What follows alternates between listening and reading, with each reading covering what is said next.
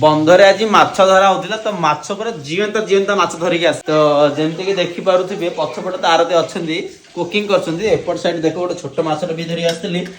ओ भला देखा होछ देखो पूरा छोट छोट माछटा धरि आसली छोट छोट माछटा धरि आसली बर्तमान एटा को फ्राई करा हबो काटी देइछन्ती पूरा स्लाइस स्लाइस साइज रे करी पीस पीस करी गोटा माछ फ्राई करा कोन कोन गोटा माछ फ्राई करा तो ये आरती बर्तमान करुछन्ती शॉर्ट ब्लॉग मिनी ब्लॉग सहित रोसई जबरदस्त भाव चली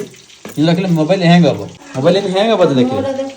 तो ये बर्तमान तांगर पूरा माछ पूरा फ्रेश माछ पूरा फ्राई करछन्ती आ बड़ा माछ होइतिले भल होता बेसी छोट माछ जा हां बेसी छोट माछ जा आ बड़ा बड़ा होइतिले बड़ा बड़ा पीस ना भल लगे कि बेसी छोट जा भल देखि फ्राई कर स्लो आंच रे करा ना पूरा हाई फ्लेम रे नहीं हे गेला न काट दे दिया ओहो हो बढ़िया है जी मु जो माछ रेडी करछि पसंद लागु छी कि नहीं कोहन पूरा पसंद लागेनी कि लिया केले भी साइज करा है